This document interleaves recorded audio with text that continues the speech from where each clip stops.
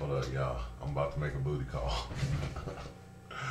Call this sister up right now. What I need is like what, $120? Oh no. Hold on. Wait. Yeah. Yeah, Sister BlacqueIndigo is ABT Pro. Yeah, you know me. Listen, hon, I wanted to see if you could do something something strange for some change. You know what I mean, baby? Can you do something strange for some change? Yeah. Yeah, don't forget the condom. Yeah, I ain't got no condoms. Bring some condoms and some bunny ears. Bunny ears, that's right. I'm sorry. If you don't have no bunny ears, it's off. I got to have me some bunny ears. What are you talking about? Yes, I need the bunny ears, honey. Sorry, Playboy. I don't know why. Ever since that Playboy magazine, like 20 years of Playboy magazines. Well, how old was I when I first saw my first Playboy magazine? Ever since that, you got to have a little cottontail. All right, 200. 200 for the cottontail and the bunny ears. It's just like that.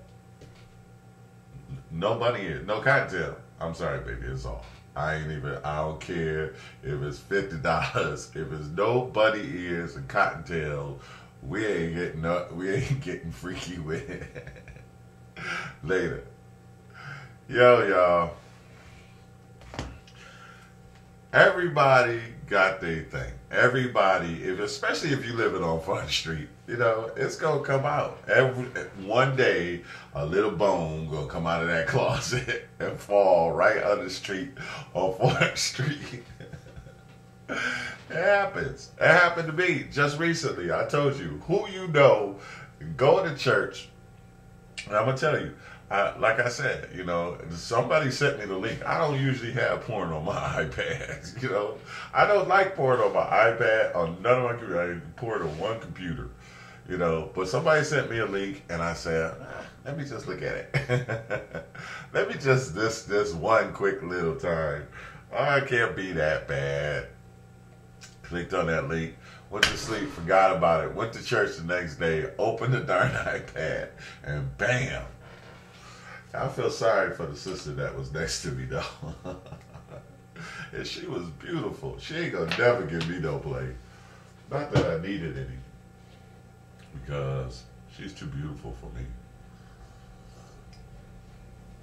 Way too beautiful for me. If I don't come correct, I ain't coming with that. Anyway, my point is, y'all, is like nobody is above. And, sometimes... let me say something. I don't know nothing about this conscious community, and she ousted from the conscious community. How the heck do you think you get conscious? You can only become conscious. Usually, it's something that makes you, or some experience, and mostly negative, that will draw out this sense of consciousness for you.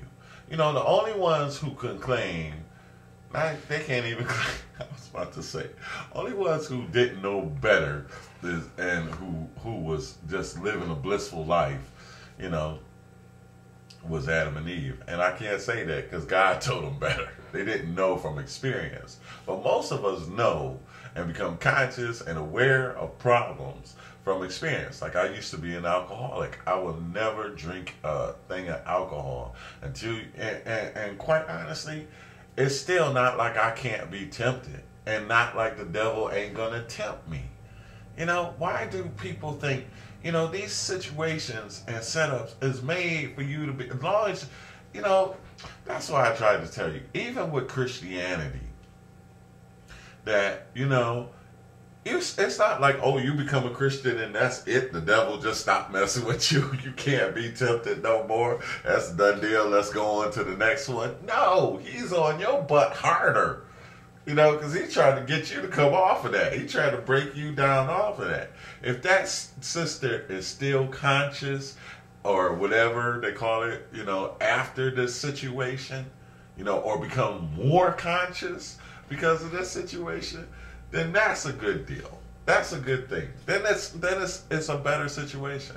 And I'm gonna tell you, just in case she does, oftentimes something in our background, something has, there was a point, we say in Christianity, there was a point before you was Christian, you did some things before you was Christian, you might slide back into them every day. That's what we call backslide, Everybody's, it happens, you might be a devout, and then that, the devil know your weaknesses. He'll set you up for situations, I mean, and especially, if you talk about these things, about not selling yourself short and stuff like that, more than likely you know what it is not to sell yourself short in order, you know what it is to sell yourself short, or you're familiar with that whole game or whatever. I could tell you anything about alcoholism that you want to know. Mostly anything. I can tell you, y'all can start rattling off drinks, Cavassier brandy. I can tell you all about them. Wild Irish Rose, Thunderbird. I can tell you all about it. Even though I don't mess with none of that stuff, don't touch it. But it's not like I can't be tempted. I get people that will straight, no, come on, have some anyway. But I used to be an alcoholic. I ain't gonna hurt you. Recently, a fine young chick did that, and that was tempting. That was very tempting. But the thing about temptation is you don't know what you're gonna do until you actually get in that situation. So, unless you've been put in some situations. Now, just consider yourself thankful if you pass certain tests. But usually when you get in those situations, that's when, I don't care how conscious you are, I don't care how good you are, how faithful you are, or whatever. The only thing that is going to help you is the Word of God. And it's still up to you if you want to adhere to it. But the only thing powerful enough to deal with it.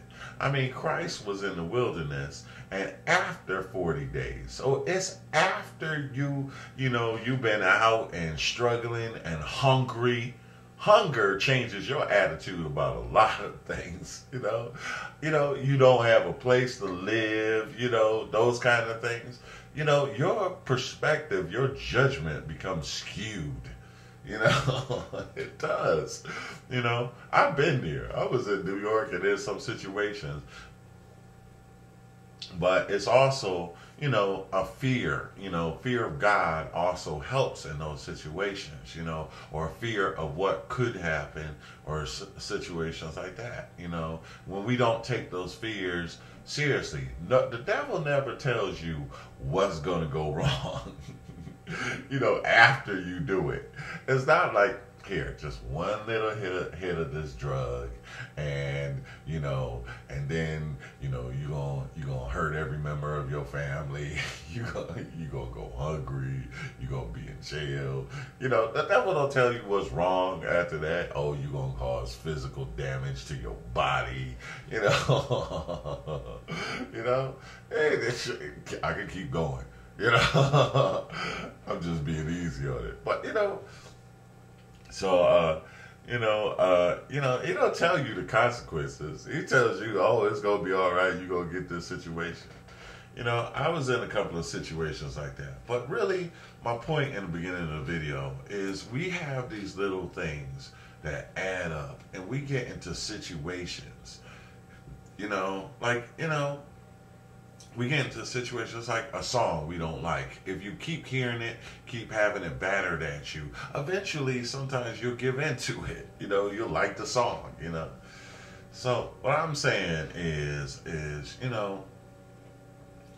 when somebody falls, we all fall, but we all get up. We all make mistakes. We all can be tempted. The devil tried to tempt Jesus, and he's God.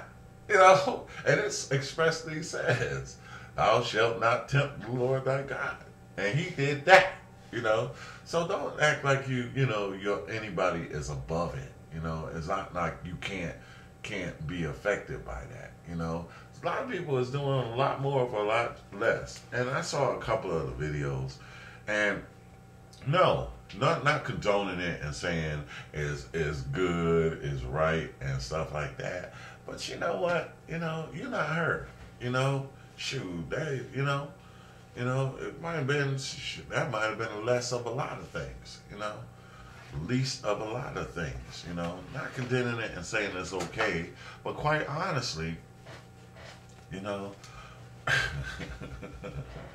Women have that advantage, you know. Women have that advantage, you know. Guys can't go doing that a lot, you know. But I'm not condoning it. I'm not saying it's okay or nothing. But she's got to live with that, you know. She's got to live with that, you know. Anyway, and you know what? Lots of times y'all be hammering folks on stuff that God then already forgave and let go. And y'all still holding her accountable for something that, you know, she might have had that straight before she left there, you know. Anyway, I can understand people, you know, the hurt situation and stuff like that. But, you know, everybody everybody has something that they not proud of. And like I say, I am not proud that Bunny is. I'm just saying, I'm not proud of it. It just slipped up on me. It was so subtle. The situation was so subtle. And then before you know it, you gotta have the whole bunny ears, the cottontail. You know? Ain't nobody above it, you know. Get off of her so bad, you know. I'm sure she feel pretty bad as it is. And again, you don't know her background. You don't know what happened in her situation that was, you know, pliable. It was a workable situation. But you're going to talk consciousness. Consciousness, I don't really even care for it. Just let you know that, you know. But quite honestly, you know, when you get in those situations, you know, the only thing, you know, you never know until you get to situations. Until you get, you know, lots of times the only thing that can help you is God, you know. And it's not like, you know, that's why Adam, Eve, and sin and everything is in the world today. So, ain't nobody above that. Nobody, you know. Anyway, God bless you all.